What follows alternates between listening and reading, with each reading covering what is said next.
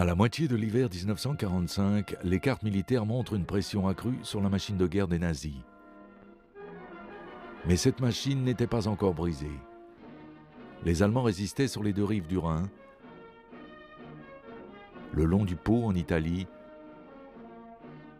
Sur le front oriental, ils étaient regroupés autour de Budapest et ils tenaient leur position le long de la Vistule et à l'est de la Prusse. Les nazis entretiennent toujours les illusions à l'arrière des lignes de front. La propagande de Goebbels prend un tour mystique et Hitler continue dans sa volonté fanatique. Mais certains doutent de l'avènement de la victoire et d'autres espèrent qu'un miracle aura lieu. Les territoires occupés par les Allemands diminuent à vue d'œil. Les généraux allemands en discutent assidûment, mais les secrets des attaques combinées alliées restent bien gardés. Les ouvriers dans les vastes usines de l'Oural envoient sur le front soviétique un renforcement d'armes, de tanks et d'avions.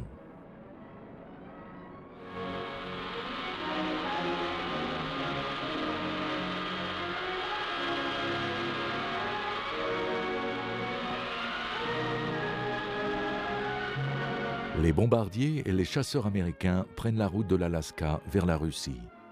Le trafic entre les deux pays prend des proportions ahurissantes.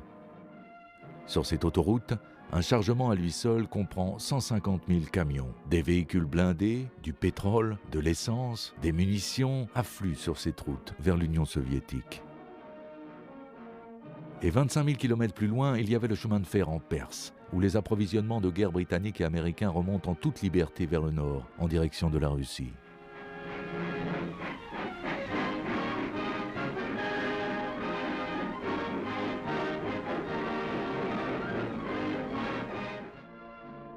Une autre route vitale des alliés soviétiques passe à travers les eaux glacées de l'Arctique, le long des côtes de Norvège et à travers la mer des Barents.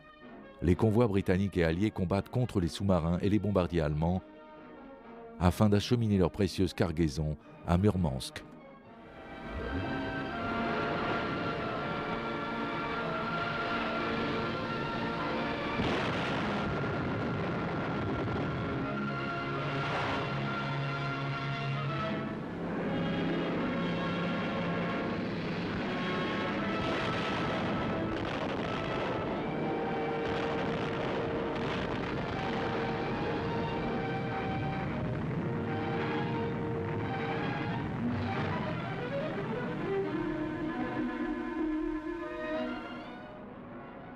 C'est le 14 janvier que l'armée rouge frappe. Ce coup initial est terrible.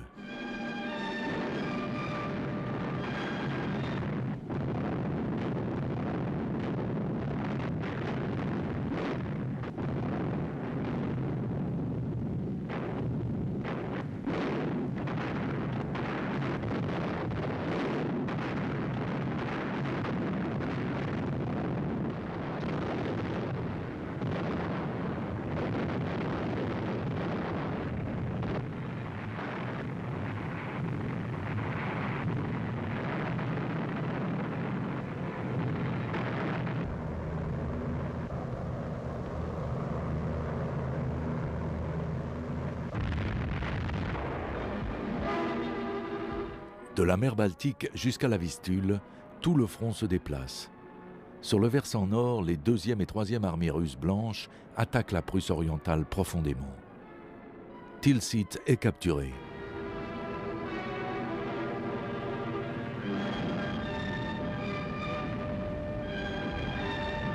Et l'armée rouge s'empare de Hallenstein, l'ancienne place forte des chevaliers teutoniques avec ses tours médiévales.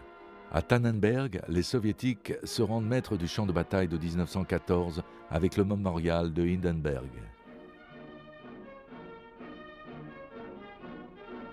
Puis, ils avancent à travers la Haute-Silésie.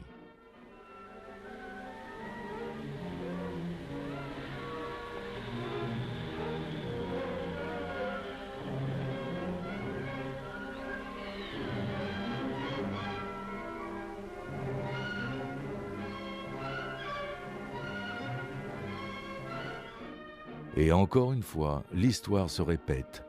Les généraux Janvier et Février sont toujours de bons alliés de la Russie.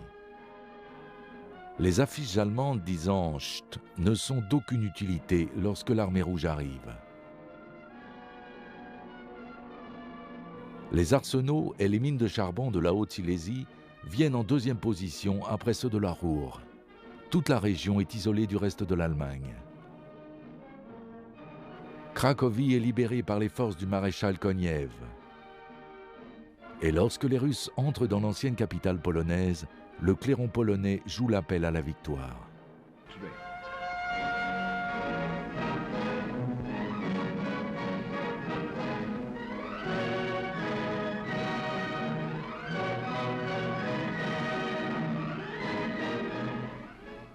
En Allemagne même, des villes mortes et des rues déserte.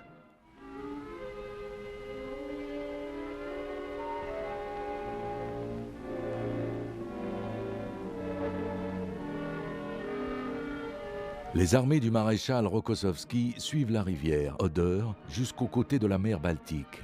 Ils s'emparent des bâtiments allemands et dans la région de Königsberg coupent 20 divisions du reste de l'armée allemande.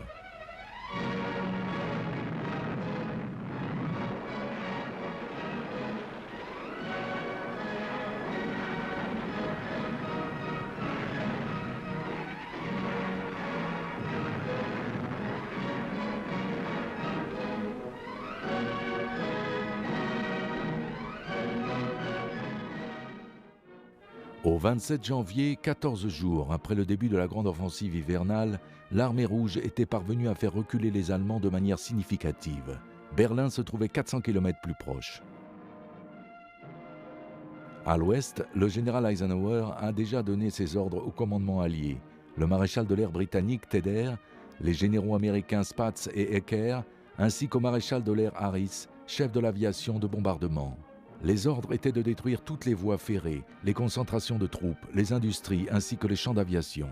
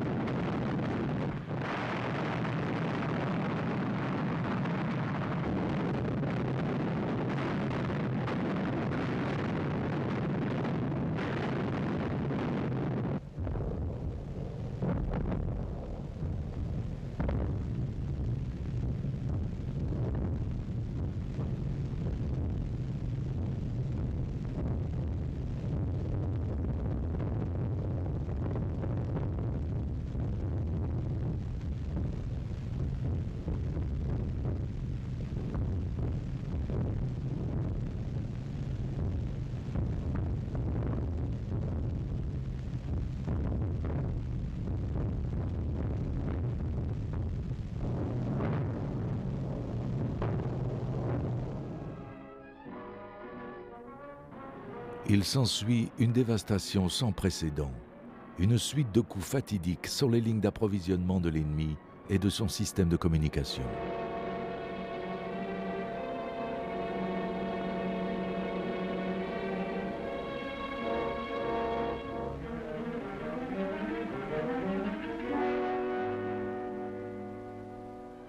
À la mi-janvier, l'offensive terrestre se met en route.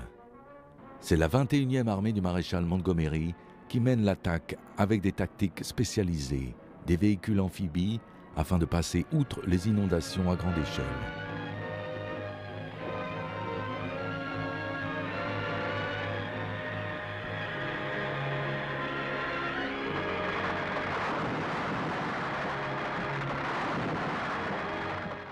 Les forces britanniques et canadiennes partent de leur position près de Sittard, en Hollande. Leur première mission est de briser les défenses allemandes au nord et d'exposer un flanc.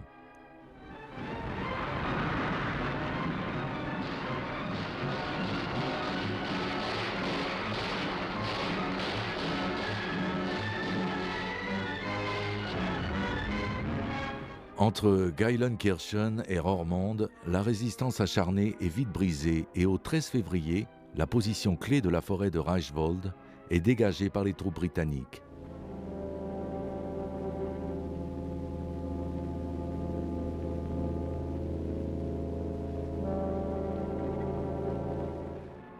Kalkar est pris, puis Gorch.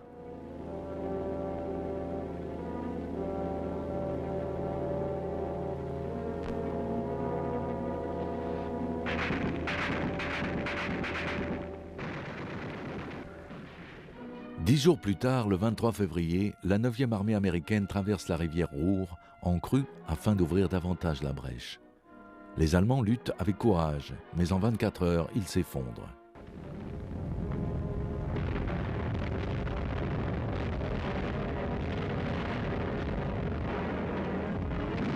La 9e armée peut poursuivre son avancée en combattant, ville après ville, à travers la zone industrielle du Rhin.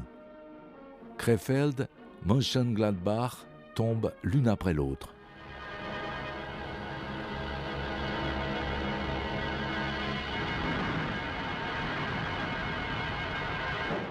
À la mi-mars, les troupes américaines rejoignent les Canadiennes à Neuss et ensemble, elles éliminent la dernière tête de pont ennemie dans le secteur nord.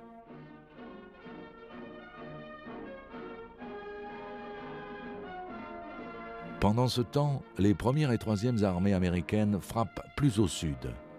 Rundstedt tente de battre en retraite de l'autre côté du Rhin. Mais dans la confusion des combats, un pont vital reste intact, celui de Remagen. C'est une des rares chances que la guerre offre. Eisenhower saisit cette opportunité et très habilement, il réorganise ses forces et fait passer la 3e armée de Patton par le pont dans le sud de l'Allemagne.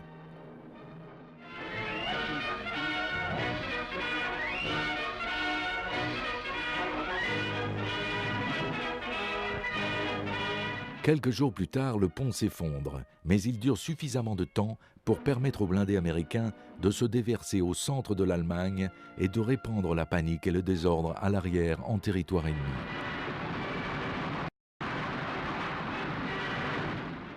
« 60 000 personnes se constituent prisonniers en une seule journée. 10 divisions allemandes sont isolées et immobilisées.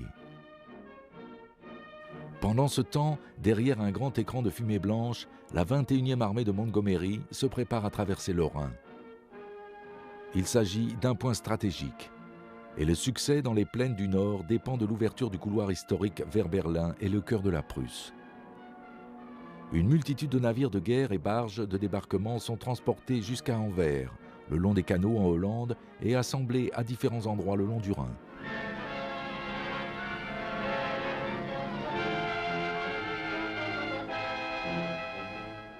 La marine britannique se joint également aux opérations et ses marins transportent leurs navires en partie détachés par la route. Un bombardement massif ouvre les hostilités. Des avions et des tanks lance-missiles détruisent systématiquement les défenses allemandes sur la rive est.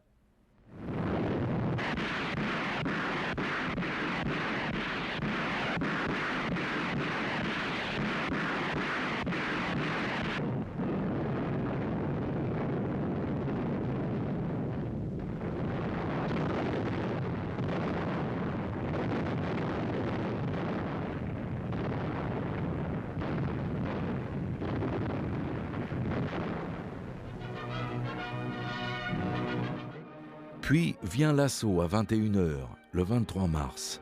La 21e armée traverse le Rhin en masse.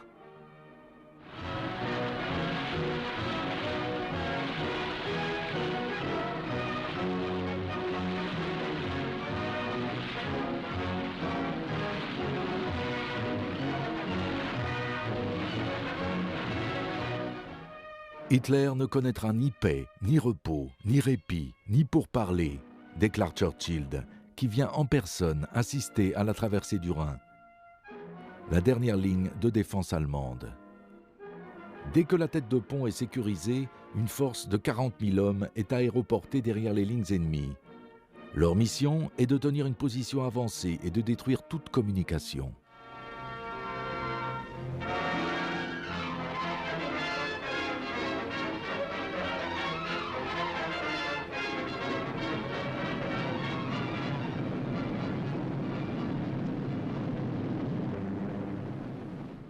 Les Alliés retiennent la leçon d'Arnhem.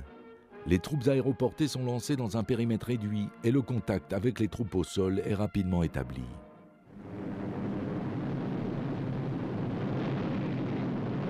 Mais cette opération de grande envergure ne se fait pas sans casse. Les pertes humaines sont élevées.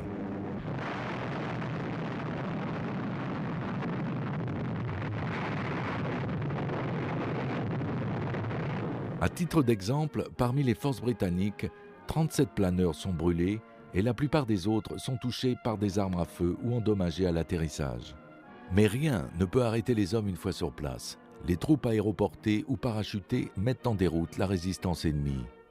Les ingénieurs britanniques battent leur propre record de construction de ponts et la 21e armée peut poursuivre sa route. Les blindés britanniques et américains balayent tout sur leur passage, sur un front très étendu et au bout de 3 jours, quelques unités allemandes clairsemées battent en retraite en direction de l'Elbe.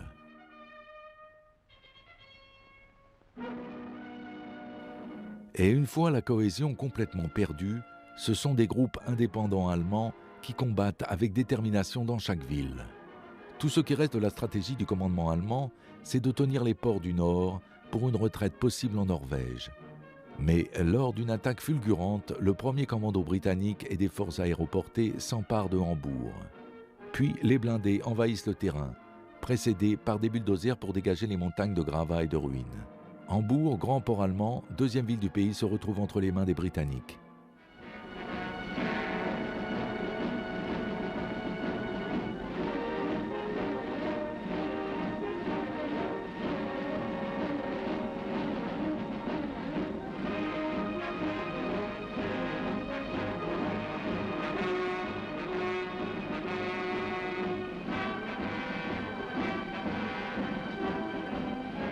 Puis, c'est au tour de Brême de tomber. Les célèbres usines de Focke-Wulf sont prises avec toute leur organisation et leurs experts.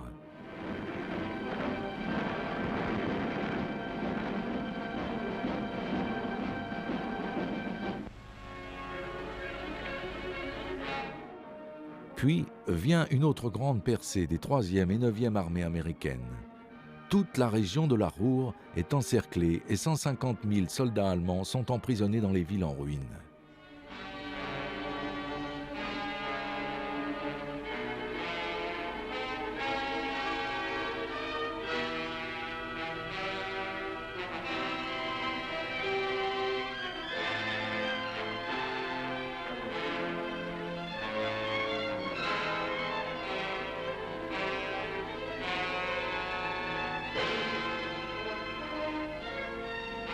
À ce stade final de la guerre, Leipzig, la capitale de la Saxe, est une base de défense contre l'avancée de l'armée rouge. Leipzig subit un des plus violents bombardements de la part des troupes alliées. Puis, la 3e armée américaine s'empare de la ville après une avancée éclair à travers la Saxe.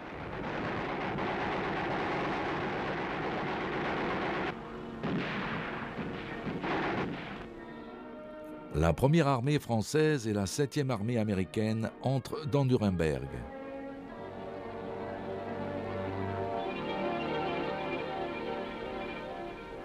Et c'est dans cette ville, au lieu des rassemblements nazis, qu'a lieu la première parade des forces alliées victorieuses. Plus au sud, un autre groupe armé américain traverse le Danube et s'empare de Munich. La célèbre cave à bière tient encore debout.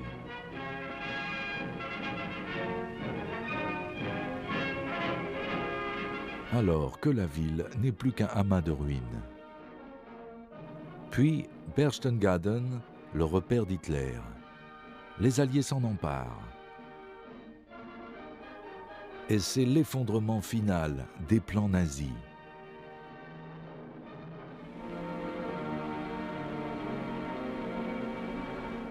Plus rien ne peut empêcher l'effondrement du régime nazi. Et quand il a lieu, tout va plus vite et de manière plus complète qu'on aurait pu le prévoir.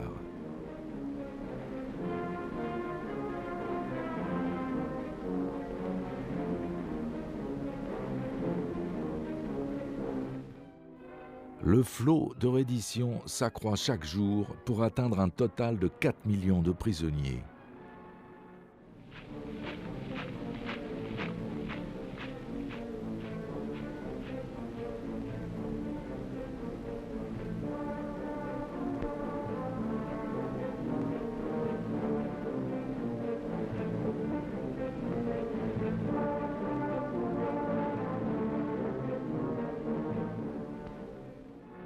Puis, par centaines, des vétérans, des jeunes appelés, viennent déposer leurs armes.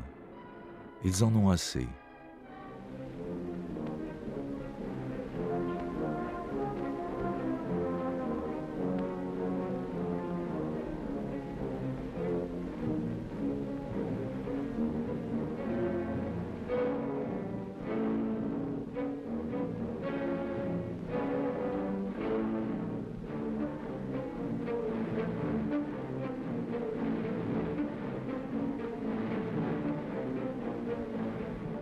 La population se lance dans le pillage.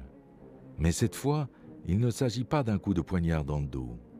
Il est clair que toute la structure nazie, militaire et civile, s'effondre.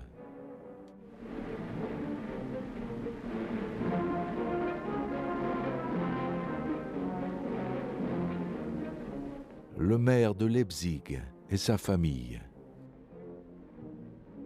Des prisonniers de guerre alliés, et pour eux, c'est une toute autre histoire qui s'annonce.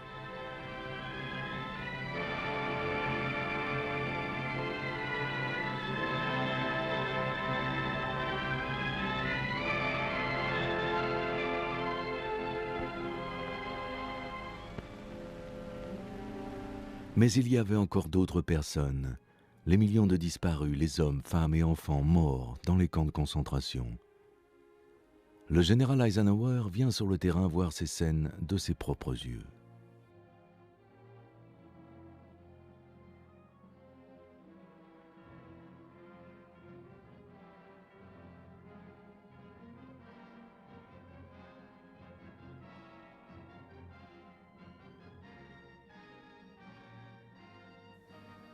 Et les députés du Parlement britannique mènent l'enquête et produisent leur rapport.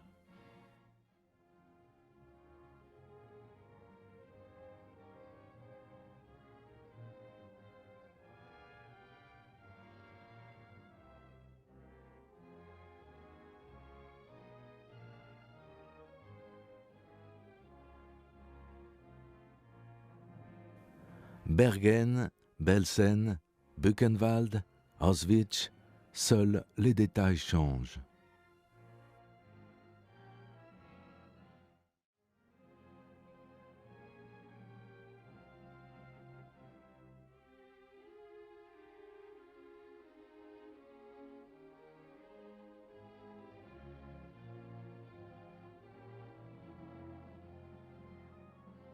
Ce sont les Allemands des environs de ces camps qui déterrent les restes pour identifier les victimes et les enterrer à nouveau.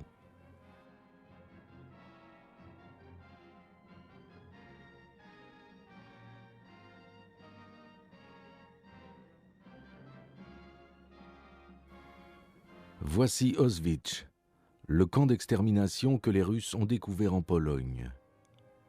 Voici les restes d'une bestialité froide et organisée. Voici des jumeaux utilisés pour des expériences médicales. Les nazis amenaient des centaines de jumeaux de toute l'Europe dans ce camp. On les numérotait, mais leurs noms et leur pays d'origine sont inconnus.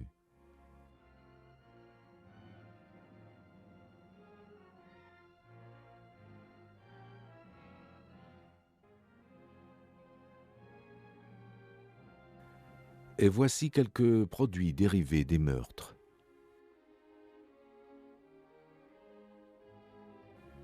« 8 tonnes de cheveux bien empaquetés que les nazis utilisaient pour isoler les sous-marins ou fabriquer des matelas pour la population.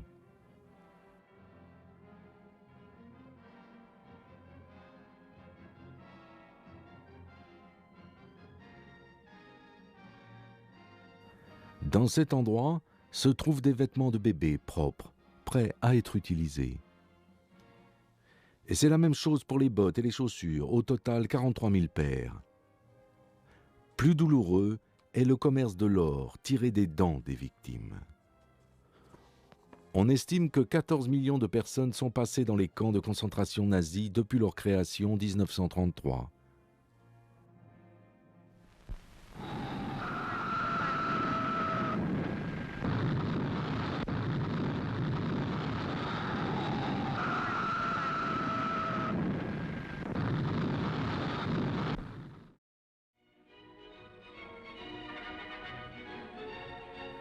En Italie, le 2 mai, les forces alliées sous le commandement du général Alexander se lancent dans leur dernière offensive. Elles passent à travers la barrière montagneuse des Alpes et avancent dans la plaine du Pô. Les résistants italiens se joignent aux forces alliées. Ils parviennent à dominer de larges sections du nord de l'Italie. Des forces libres polonaises, françaises, italiennes, yougoslaves et d'autres nationalités prennent part au triomphe final. Milan est libéré, puis Gênes et Turin.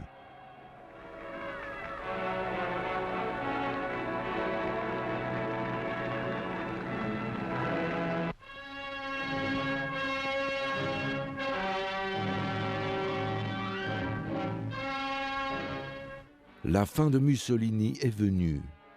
Au nom du peuple, il est exécuté et son corps est exposé et livré au peuple à Milan. Le credo cynique qu'il avait créé meurt là où il avait pris naissance.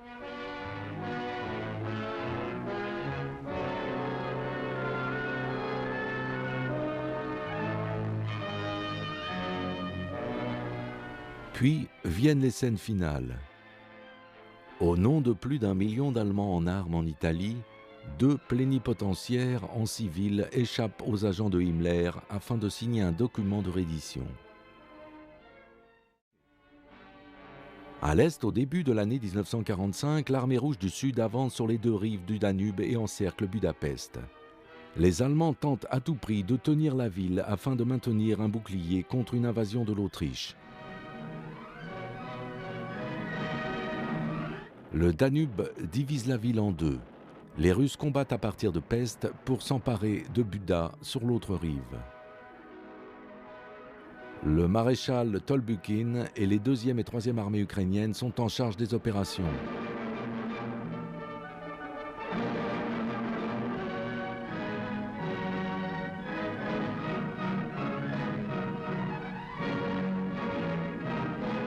Les combats sont épouvantables, immeuble par immeuble. Les Allemands refusent de se rendre et transforment chaque bâtiment en place forte. Ils luttent bâtiment par bâtiment.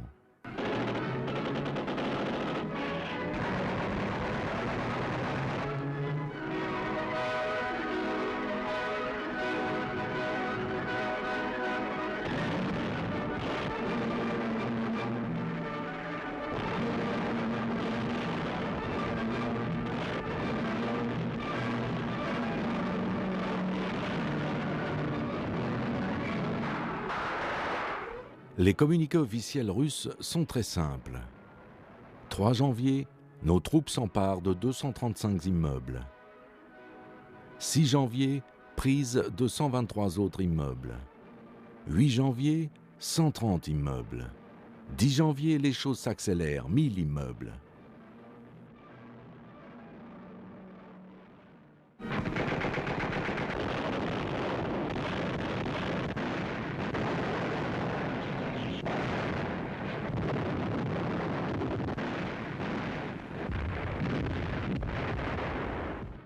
Les Allemands tentent désespérément de ravitailler la ville par air, mais ils échouent.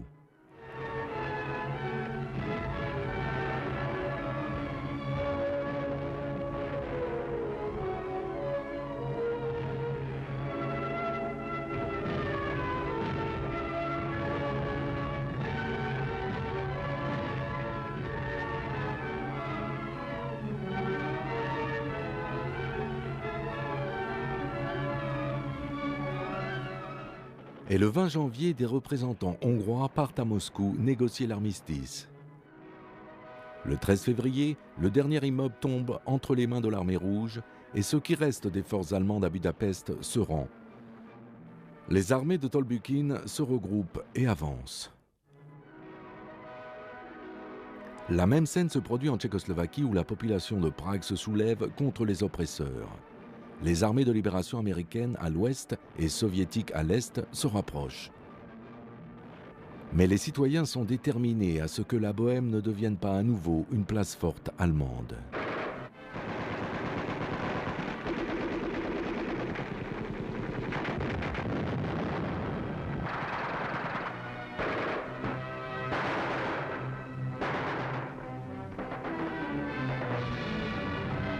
Le chef de la police de Prague transmet les positions des Alliés à la population et après 3 jours de combat, une colonne soviétique entre dans le nord-est de la ville et Prague est libérée.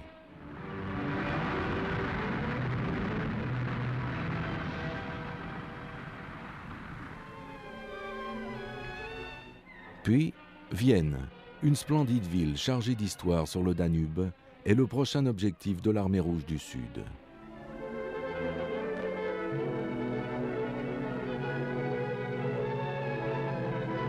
C'est dans les forêts autour du Danube que l'on décide du sort de cette grande capitale.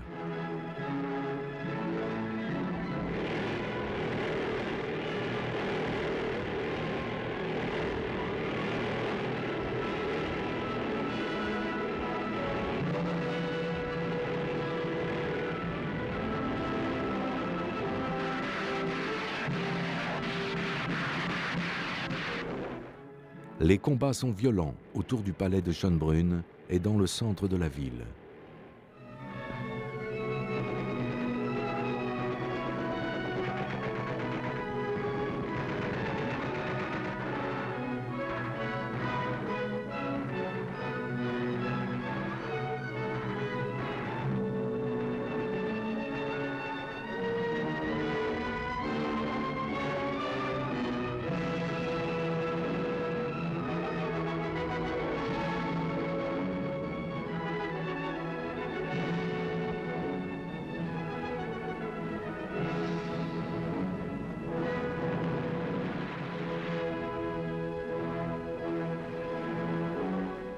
Voici la maison de Mozart. Et voici le lieu où Hitler avait déclaré un jour combien il aimait l'Autriche. Ces forêts ont inspiré la musique de Strauss.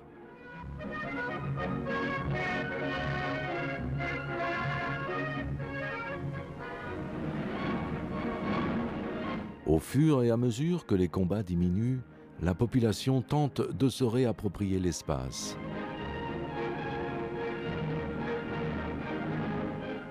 La lumière revient à Vienne après 8 années d'obscurité. Et la population est ravie de cette liberté retrouvée.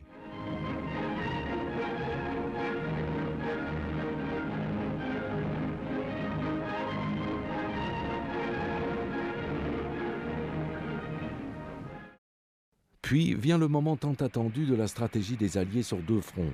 Ce que le commandement allemand avait toujours craint devient réalité. Les 2 grandes armées alliées se rejoignent. Les soldats britanniques de Montgomery et les Russes de Rokossovski se rejoignent à Wismar, sur la mer Baltique. Et le 26 avril, les soldats russes et américains entrent en contact à Torgau, sur l'Elbe. Berlin devient la cible suprême. La ville est encerclée par l'armée rouge de toutes parts et est bombardée de manière incessante par les bombardiers britanniques et américains pendant 31 jours et 31 nuits.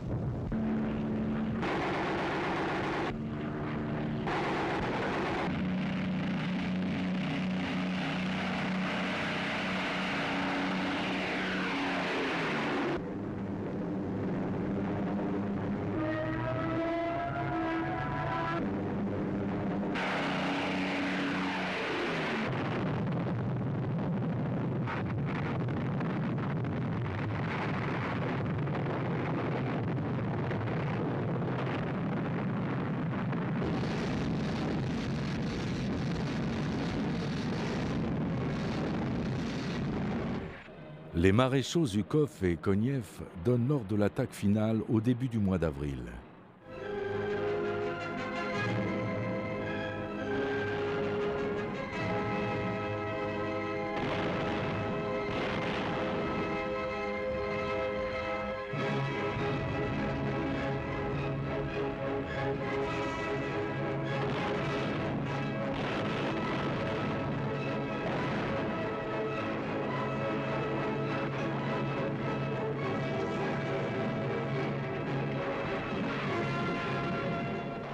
Des combats cauchemardesques ont lieu dans les décombres, les caves et les terriers de la ville en ruine.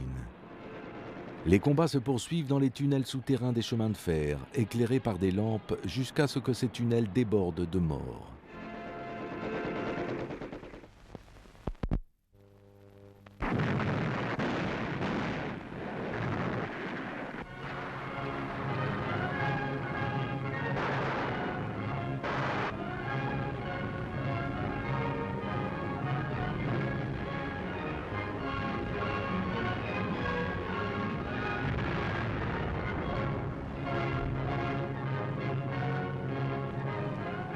Le 2 mai, Berlin tombe.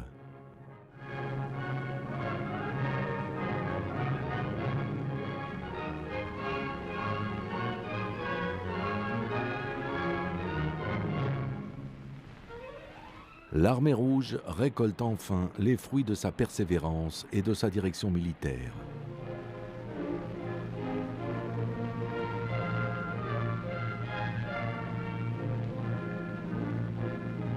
Les redditions commencent. L'amiral général von Friedeberg signe la reddition de toutes les forces allemandes dans le nord-est de l'Allemagne, la Hollande et le Danemark. Pour le général Montgomery, ce moment est une fin victorieuse sur un chemin qui part d'Alamein et s'achève à l'Elbe. À Reims, von Friedeberg et Jold confirment la défaite et la capitulation de l'Allemagne. La cérémonie dure 6 minutes, puis la ratification officielle est signée par le Feldmaréchal Keitel à Berlin. Eisenhower, Zhukov, Teder et Delattre de Tassigny représentent les armées alliées. Puis vint le tour des avant-postes en Norvège. Le contre-amiral Darvel dirige la cérémonie officielle de manière très formelle avec le colonel Koch.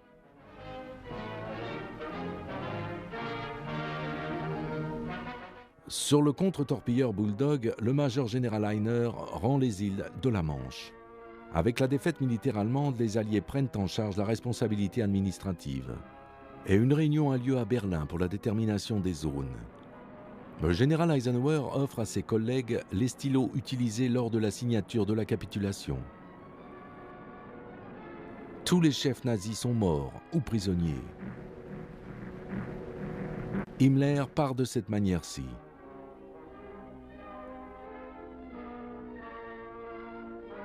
Pour l'amiral Dönitz, un dirigeant nazi de la dernière heure, la brève parenthèse enchantée du pouvoir est terminée. C'est lui et ses partisans fanatisés qui portent la responsabilité d'avoir prolongé la guerre par les armes sous-marines bien après que la capitulation n'ait été décidée.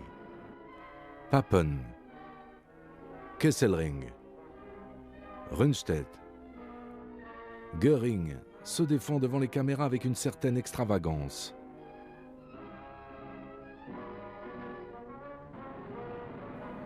Le successeur de Göring a laissé la Luftwaffe dans une grande confusion. On l'avait nommé en mars et il s'est suicidé en mai. Et tout ce qui reste de la Luftwaffe gît mutilé sur les champs d'aviation allemands.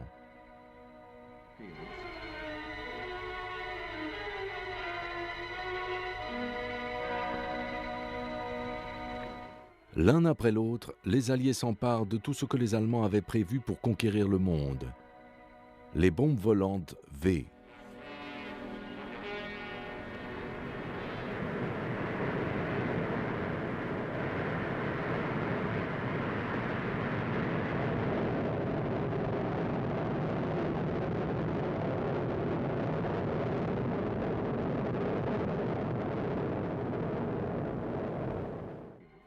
La marine dans les ports allemands. À Kiel, les premières et dernières cibles de la RAF sont là, les navires de guerre éventrés, puis encore d'autres vaisseaux.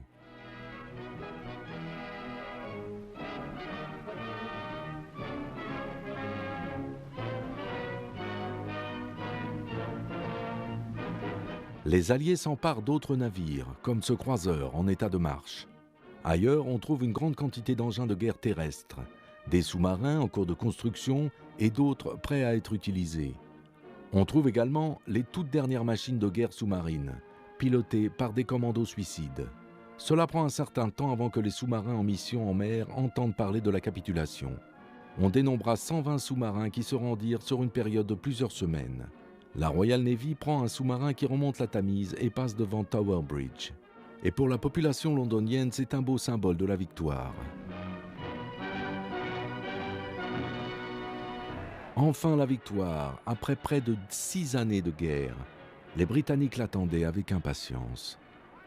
Le peuple remercie chaleureusement Winston Churchill. Les populations scandinaves savourent leur libération.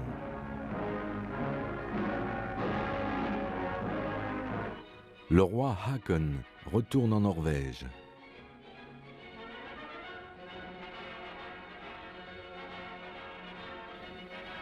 La France.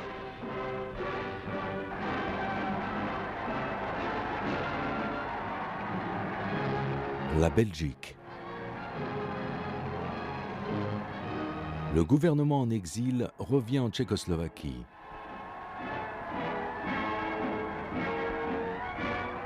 Les hommes de l'armée rouge acclament Staline sur la place rouge à Moscou.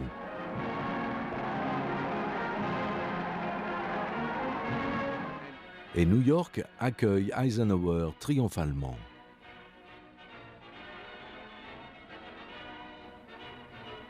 La reine Wilhelmina revient en Hollande.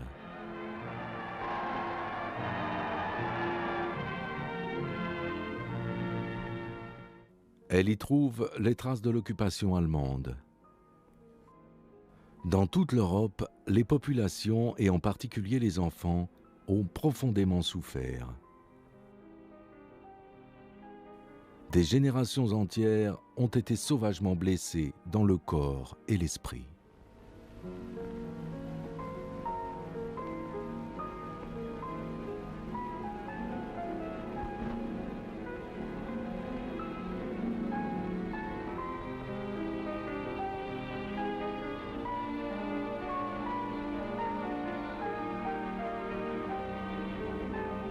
Hitler n'a donné au monde que des foyers brisés, des vies brisées, la mort, la maladie et la famine de masse.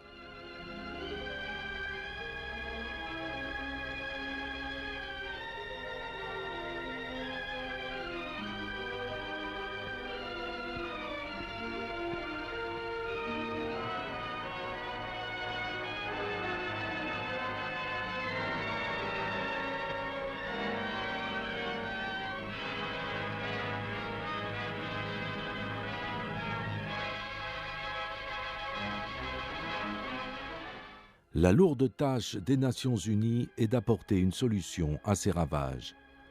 À Potsdam, on amorce une initiative. Les chefs d'État se retrouvent autour d'une table de conférence pour établir un plan de reconstruction. Monsieur Attlee, le nouveau Premier ministre britannique, Staline et le président Truman, successeur de Roosevelt, Roosevelt qui ne vit pas la victoire à laquelle il consacra sa vie.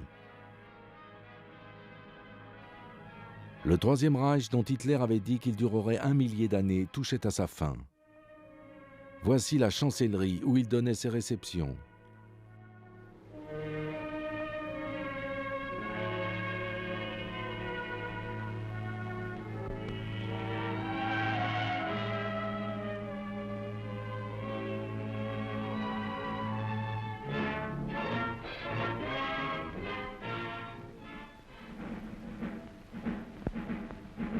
C'est ici que les nazis complotaient, persécutaient et pavanaient.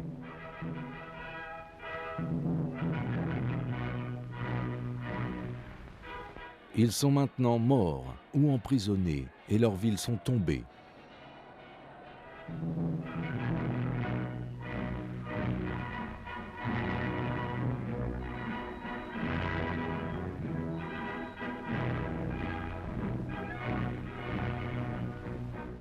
L'Allemagne du futur acceptera-t-elle les valeurs de l'humanité ou fera-t-elle revivre cet autre évangile?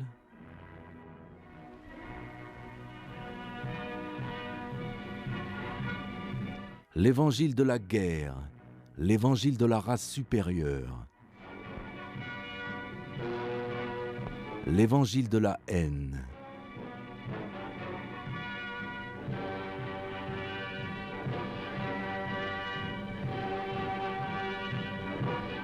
C'est unis que les Alliés ont remporté la victoire sur l'oppression armée. Leur tâche est dorénavant de remporter la bataille contre le manque, la peur et la haine, où qu'ils se trouvent.